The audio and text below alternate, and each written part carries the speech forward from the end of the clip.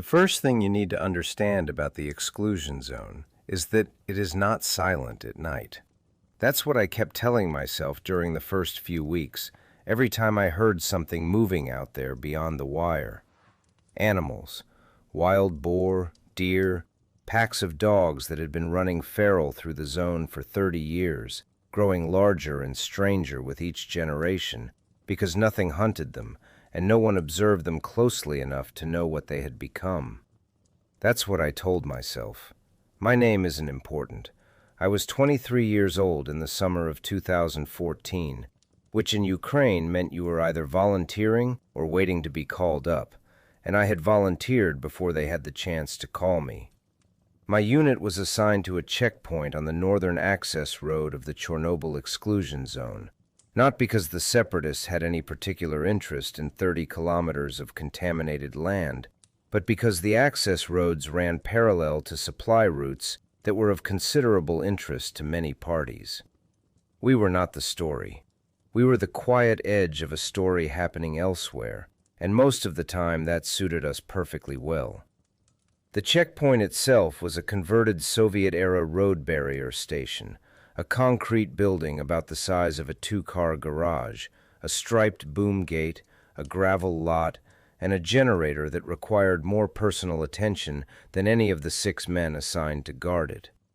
We worked in rotation, 4 on and 2 resting, and the shifts developed a grinding rhythm that stopped feeling like time passing after the first week and started feeling like time standing still, the way a clock feels when you're watching it instead of forgetting about it.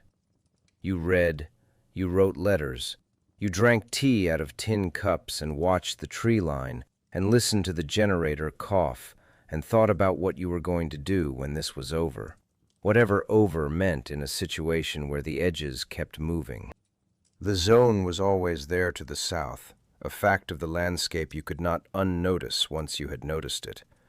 It had been there for 28 years by the time I arrived, ever since the plant went up in April of 1986. My grandfather used to talk about the night the sky over the horizon turned the color of a bruise, seen from 60 kilometers away, and how he had stood on the porch of his house and watched it like a man watches a fire across the river. Terrible and strange, and not yet his problem. My mother had been a teenager in Kiev, and she said they hadn't been told anything for days, just that there had been a small accident, and there was no reason for concern, as if the entire machinery of the Soviet state could be calibrated to reassure a nation by refusing to name what had happened. Small incident. The words she used when she talked about it had a particular flatness, the kind of flatness that comes from having said something so many times, in so many arguments, over so many years, that the feeling has been worn off it by repetition. The zone felt different at different hours. In daylight, especially in clear weather, it had an almost ordinary beauty. Pine forest thickening over Soviet-era roads, meadow grass reclaiming the poured concrete, birdsong from birds that didn't know or care what was in the soil beneath them. It looked genuinely like a nature preserve, which in some technical sense it was, though you had to hold in mind at all times what was in the soil and the groundwater of that nature preserve, what it was that had made all that peaceful reclamation possible. At night, though, it was a different place entirely. The absolute absence of inhabited light changed everything. No village windows, no distant highway glow, nothing on the southern horizon except the tree line and the dark, and, on clear nights, the faint silhouette of the ventilation stack of the plant itself rising against the sky like a finger pointing upward at nothing. I want to be honest about something before I get into what happened. I am not a person who believes in ghosts. I did not grow up in a religious household. I was trained as a communications specialist, which meant I had spent a significant portion of my military career dealing with equipment malfunctions, signal interference, atmospheric anomalies, and the various ways the physical world generates false readings that look like meaningful information. I knew, in a practical, hands-on way that only comes from working with equipment until you understand its failure modes, the difference between a problem that had a cause and a problem that didn't have one yet. That distinction matters more than most people appreciate.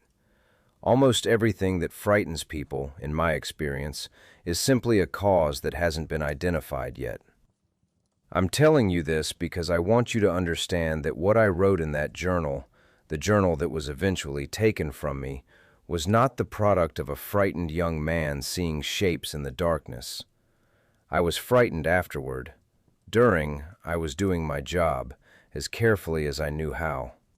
If accounts like this one are what you came here for, the subscribe button is right there. This channel covers exactly this kind of material, and new stories go up every week.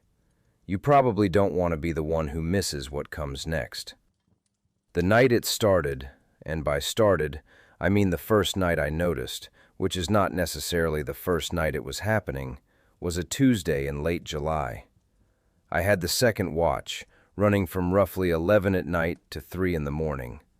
Sergey was on with me, a big man from Zaporizhia who had been a diesel mechanic before the war and who had the mechanic's particular gift of absolute silence while working, applied now to sitting and watching a dark road. We had developed an understanding about conversation during watch shifts. It wasn't useful, so we didn't have it. At approximately 12:40 in the morning, the radio began picking up something. Not our frequency. Not any military frequency I had immediate access to. Something lower. A slow, repeating pattern of tones, cycling on an interval of roughly 90 seconds, strong enough to be clearly intentional, with a bearing that my equipment placed somewhere to the south, inside the zone. I logged it because that was procedure. Time, frequency, cycle duration, bearing estimate. Sergey listened through the headset for about 30 seconds, handed it back without a word, and said it sounded like automated equipment. Old Soviet weather monitoring, maybe, still running on whatever residual charge it had. I told him that was exactly what I planned to put in the log, and then I put it in the log, and we said nothing more about it. The next night, the same signal, same frequency, same 90-second interval, same bearing. The night after that, the same. By the fourth night, I was listening for it the way you start listening for a sound in a building, not because it frightens you, but because once you've registered it, its absence would feel more alarming than its presence. On the fourth night, it changed. The tones were the same rhythm, same cycle. But there was something layered beneath them now, irregular, rising and falling in a pattern that wasn't mechanical. It took me about half a minute of careful listening before my brain resolved it into what it actually was, and when it did, I sat there for a moment without doing anything, because what it actually was didn't fit. It sounded like breathing. Not an animal, not wind moving across an open microphone somewhere in the zone. Slow, deliberate, controlled breathing, in through the nose, held, out through the mouth. The kind of breathing a person does when they are working very hard to remain calm. And whoever was breathing was not in our checkpoint. The bearing hadn't changed. The signal was coming from inside the zone, somewhere 3 to 4 kilometers south, in or near the town of Pripyat, from a structure on the zone maps I eventually narrowed to one of the 16-story residential blocks facing the central plaza.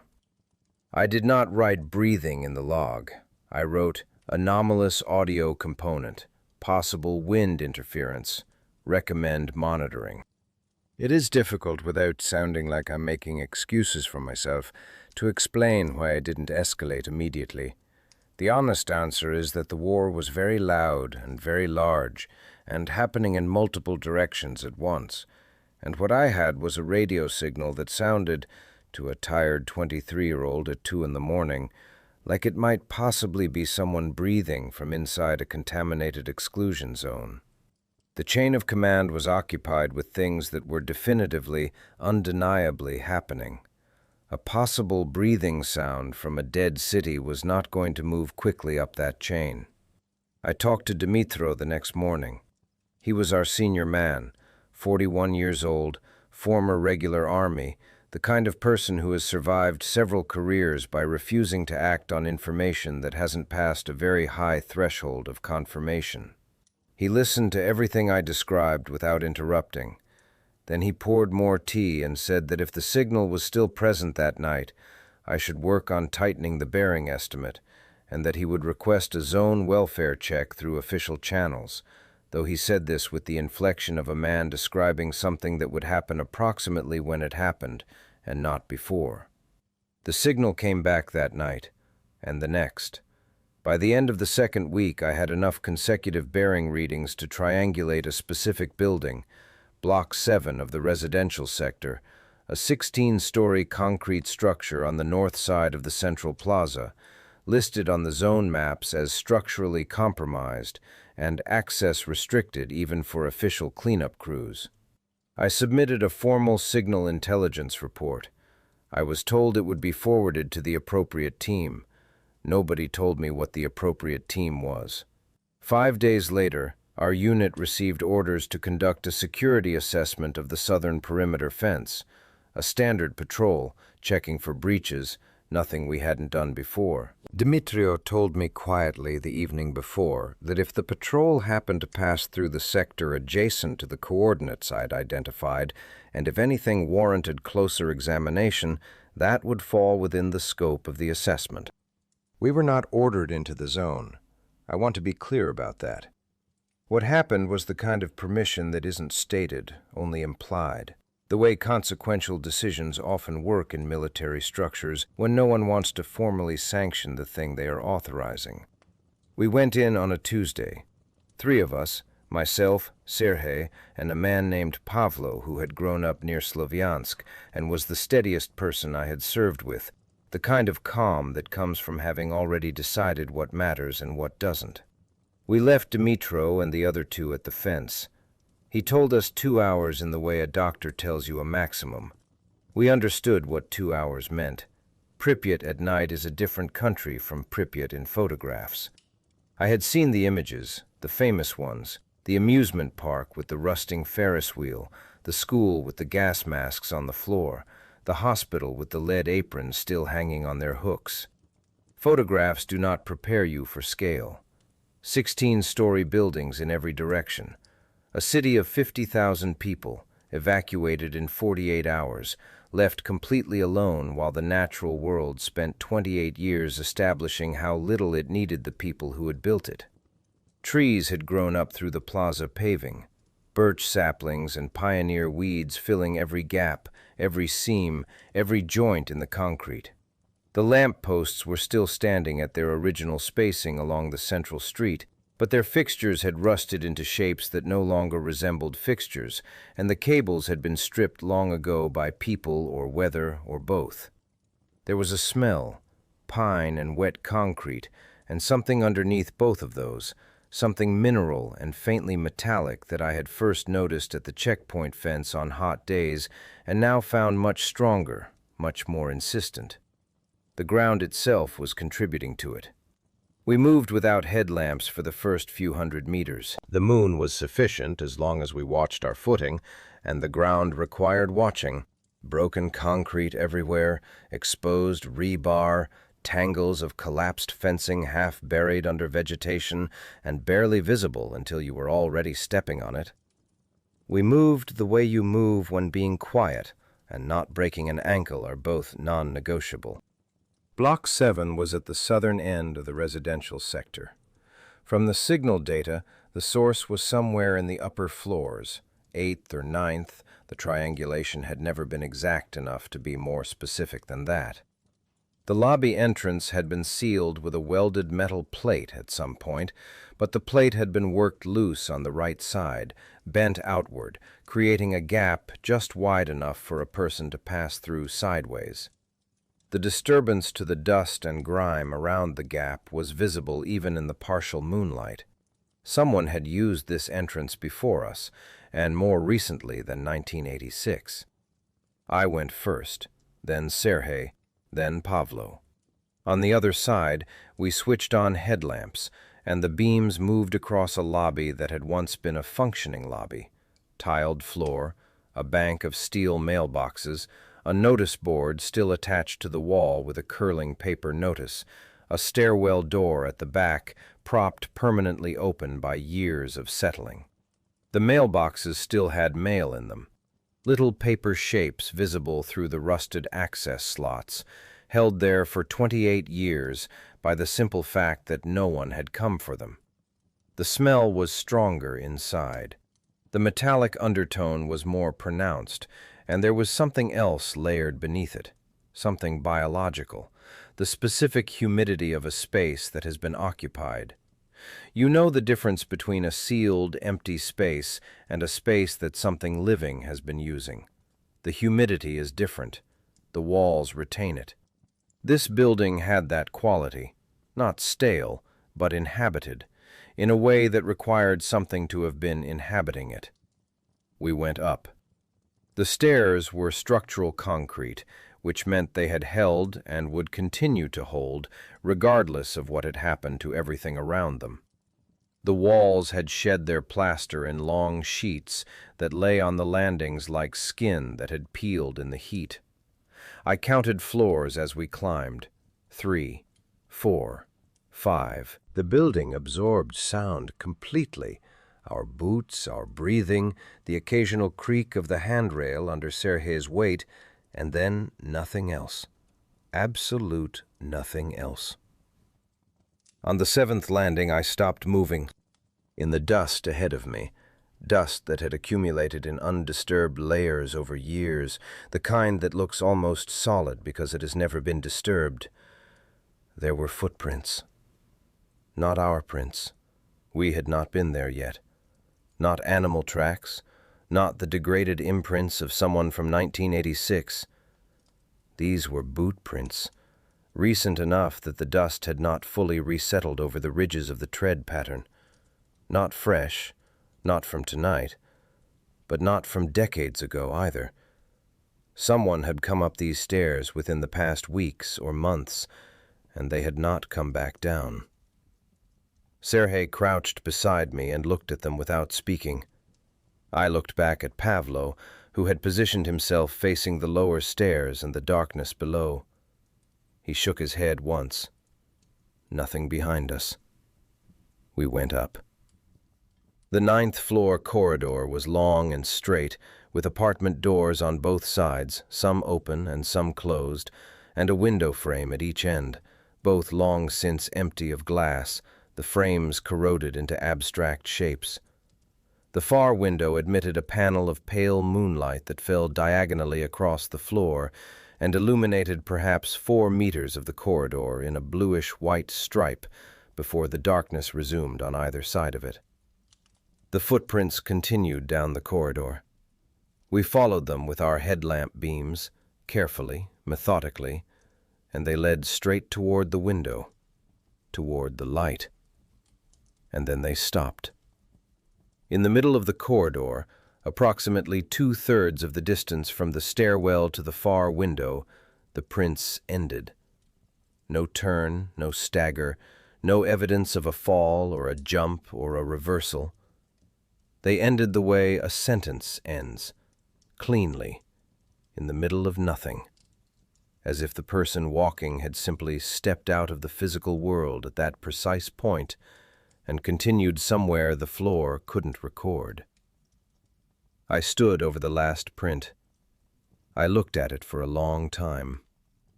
Sergei stood beside me. Neither of us moved or spoke for what I estimate was a full minute, which is a very long time to stand still in a dark building in a contaminated exclusion zone during a war. Then Pavlo said, quietly, from just behind my right shoulder, "Don't move." He said it in the particular tone that means the instruction is immediate and non-negotiable, and we didn't move. I kept my headlamp pointed forward toward the far window, and registered the light and the dark and the shape of the corridor in front of me without turning my head. I heard Pavlo shift his weight. I heard him turn slowly to the left. There was something in the doorway of the apartment unit to our left. Not small, not an animal. Something that took up most of the vertical space of the doorway and was completely, entirely still. The kind of stillness that is not passive, but active. The stillness of something that has decided not to move, rather than something that is simply motionless. I turned my head slowly. It was standing just inside the entrance to the apartment, in the band of shadow where our headlamp beams didn't quite reach, and it was tall. Taller than the door frame should have permitted if it was standing upright, which meant it wasn't. It was accommodating itself to the height of the door frame in some way I couldn't immediately categorize, bent or compressed in a direction that I processed slowly, the way your brain sometimes buffers an image that doesn't fit its templates before displaying it. The proportions were wrong. Not wrong in one direction, wrong in multiple directions simultaneously, the way a reflection is wrong when the glass is warped rather than flat, consistently inconsistent. My brain kept trying to fit what I was seeing into a human shape, because the human brain is extraordinarily good at resolving human shapes from incomplete information, and it kept failing. Every attempt at categorization slid off the image. Sergei said one word, very softly. It was not a military word. It was the kind of word you say when nothing in your training covers the situation you are in. I raised my weapon. Not because I believed a weapon would accomplish anything specific, because it was the only procedurally correct response available to me, and in the absence of applicable procedure, I defaulted to the one I had. The figure did not react. It did not move.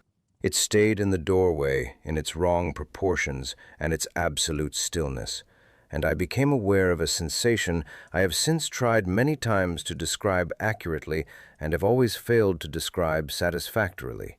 The physical feeling of being evaluated. Not seen, not perceived, evaluated. The way you feel the difference between something that has noticed you and something that is deciding what to do about you. Something that is running a calculation. Pavlo tapped my shoulder twice, the signal for withdraw. I began moving backward, slowly, weapon raised, headlamp fixed on the doorway. Sergei moved with me, matching my pace. Pavlo was already at the stairwell door, holding it, watching us come. I kept my eyes on the doorway the entire distance. I kept waiting for movement, for the shape to shift, to lean forward, to step out into the corridor. It did not move. We went down the stairs faster than we'd come up. Not running. Running on damaged concrete in the dark with a weapon is how you die of something boring. But moving with an urgency that had replaced all our earlier caution about sound. I kept listening behind me as we descended, listening for footsteps above, for the sound of the stairwell door on the 9th floor, for any indication that whatever had been in that doorway had decided to follow us. Nothing. Absolute silence above us, all the way down. When we came out through the lobby gap into the open night air, the cold hit me like submersion. I had not realized until that moment how completely my body had locked down in the building, how my lungs had been working at partial capacity, how my hands had been operating at a remove from conscious control. My hands were shaking. Not violently, the fine motor tremor that happens when your nervous system has been running at a level it wasn't designed to sustain for an extended period. I stood in the open plaza and made myself breathe slowly, the way you breathe when you're trying to convince your body that the threat has passed. Sergei was doing the same thing, 2 meters away from me. Pavlo, steady, quiet Pavlo, who I had never seen react to anything in a way that acknowledged its difficulty, had his back flat against the building wall and was looking straight up at the sky, with his eyes very wide and his mouth slightly open, like a man trying to remember something important that keeps slipping away. We didn't talk about what we'd seen. We moved back through the plaza, through the zone, through the fence gap, back to the road where Dmitro was waiting with the others. He looked at our faces when we came through. He looked for a long time, the way someone looks when they're reading something that isn't written in words. Then he said, "You want tea?" We said yes. I wrote everything down that night, every detail I could recover before memory started softening the edges, the footprints and their direction, the doorway, the shape and the shadow, the proportions that kept refusing to resolve, the quality of the stillness, the feeling of the evaluation. I wrote it because if you don't write something down immediately after it happens, you begin doubting yourself, and I was already starting to doubt myself, which told me I needed to record it before I rationalized myself into a simpler version. The journal was confiscated 6 days later when our unit rotated back to a staging area near Kiev for resupply and reassignment. A man in civilian clothes sat across from me in a room for approximately an hour. He was polite. He asked careful questions in a particular order that suggested the questions had been prepared in advance of the meeting. He wrote things down. He did not react to anything I described, not the signal, not the patrol, not the building, not the doorway, and the absence of reaction was itself a kind of reaction. The professional kind, the kind that means the information is not surprising to the person receiving it. At the end, he asked to see my field notebook. I gave it to him. He said I would receive it back. I never received it back. I was told the incident would be investigated through appropriate channels. I was told there was nothing to be alarmed about. I was told that the exclusion zone was a complex and sensitive operational environment containing many documented phenomena that had not been fully characterized. These statements were delivered by a man whose name I never learned, and who looked through me as he said them, in the way people look through you when the words are intended to conclude something rather than communicate it. Serhiy was transferred within the week to a unit operating in a different oblast. I heard from Pavlo once, several months later, a brief message relayed through a mutual acquaintance because the direct communication lines were unreliable. He didn't mention Pripyat. He asked how I was sleeping. He said he was sleeping better now than he had been for a while, which is a strange thing to offer unprompted in a message to someone you haven't spoken to in months. I wrote back and asked what he meant by it. He never replied. I don't know what was in that building. I have considered every explanation a rational person would consider: a deserter or a refugee using the buildings for shelter, someone moving through the zone for reasons unrelated to us, some combination of structural shadow and fatigue, and 2 weeks of sleep deprivation that my brain assembled into a shape it couldn't categorize. I've considered all of it. I keep returning to the footprints that ended in the middle of the corridor. That ended cleanly, without ambiguity, with no evidence of any alternative direction of travel.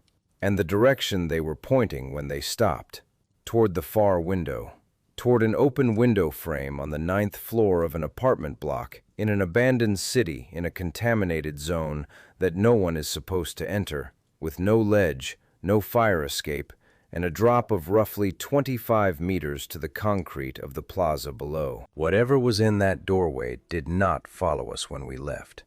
We moved through that building and down 9 floors and out through the lobby and across the plaza and through the perimeter fence and back to the checkpoint road, and at no point did anything above us move or follow. I have replayed it many times, and that is consistent. Whatever was in that building stayed in that building. I keep trying to decide whether that is the reassuring part of the story or the most frightening part of it. If you've been somewhere that shouldn't have had anyone in it, or anything, and you've found yourself asking the same kind of questions I've been asking for 2 years now, I would genuinely like to hear about it in the comments. Not as a formality, not as a content strategy, but because some of what I've read in those threads is as strange as anything in this account, and there is something clarifying about knowing you're not the only one holding an answer that doesn't fit the question. The Chornobyl Exclusion Zone covers approximately 2,600 square kilometers. It is officially a nature preserve, a memorial site, and an object of ongoing scientific study. Tourists visit now. You can book organized tours, spend a night in a hostel near the plant gate, walk through the school and the hospital and the apartment blocks, and take photographs for your phone. I don't begrudge any of them that experience. I understand the pull of a place that is simultaneously a ruin, a memorial, and one of the strangest inhabited environments on Earth. But I would encourage all of them, strongly, not to be there at night. Not in the residential sector. Not in Block 7 on the north side of the central plaza. And I would encourage them absolutely not to follow a set of boot prints down a 9th-floor corridor and stand still over the place where they end. Because in my experience, and this is the only professional conclusion I am prepared to offer, the worst thing about whatever is in that building is not that it was aware of us. It was clearly aware of us. The worst thing is that it seemed entirely unbothered by the fact that we left.